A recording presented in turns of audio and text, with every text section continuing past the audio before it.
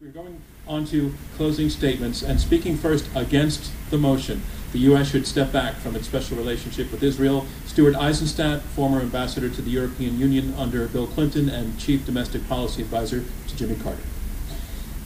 Number one, Israel is not a recruitment tool for terrorism, as Roger said. It is absolutely not. They recruit on the basis of hatred toward the West and toward secular pro-Western Arab states. Number two, Israel has shown when there is a peace partner, Sadat in Egypt, King Hussein in Jordan, that they will negotiate, that they will make concessions.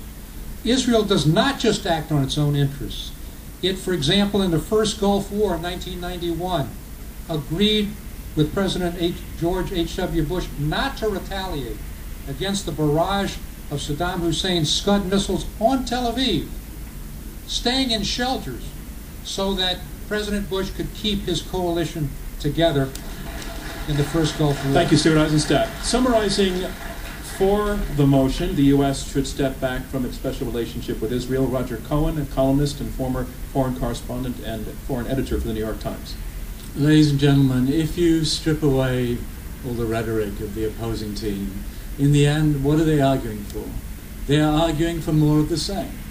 If you think more of the same is fine, if you think the growing hatreds, antagonism, estrangement in the area is just fine, then you should vote against the resolution and not for it, as we are arguing. I don't believe that's the case. I believe what's going on is unhealthy, and the United States, by stepping back, would put pressure on Israel to adjust its policies and open new avenues to the new Middle East, of which President Obama has spoken. In the end, you have to put your backbone where your wishbone is. And what does America wish for?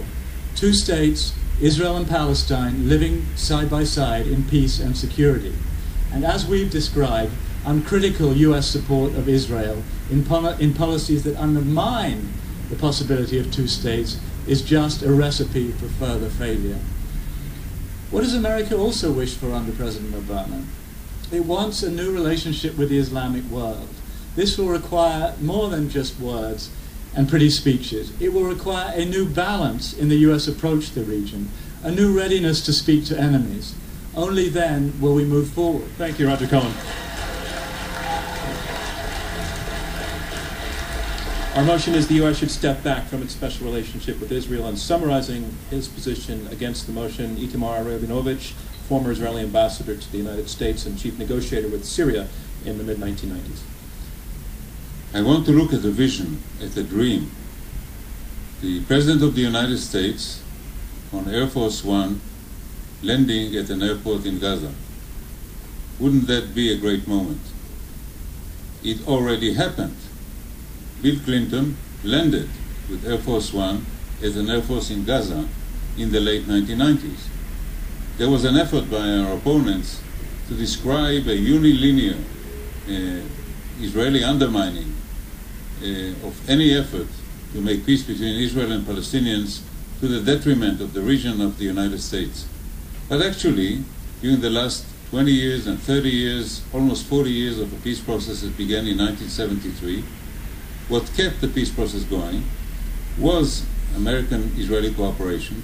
There were some very high moments in this, the peace with Egypt, peace with Jordan, first Israeli visits to countries in the Gulf and in North Africa, and yes, Clinton's landing in the Gaza Strip at an airport when it seemed that the Palestinians were on the way to statehood and independence before everything turned sour because of the change of mind of Yasser Arafat's conduct that led to the disastrous consequences of the last decade, 2000 to 2010.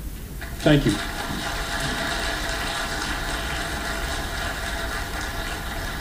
Our motion is the U.S. should step back from its special relationship with Israel. Our final speaker to summarize his position for the motion, Rashid Qaadri, professor at Columbia University and former advisor to the Palestinian delegation for Arab-Israeli peace negotiations.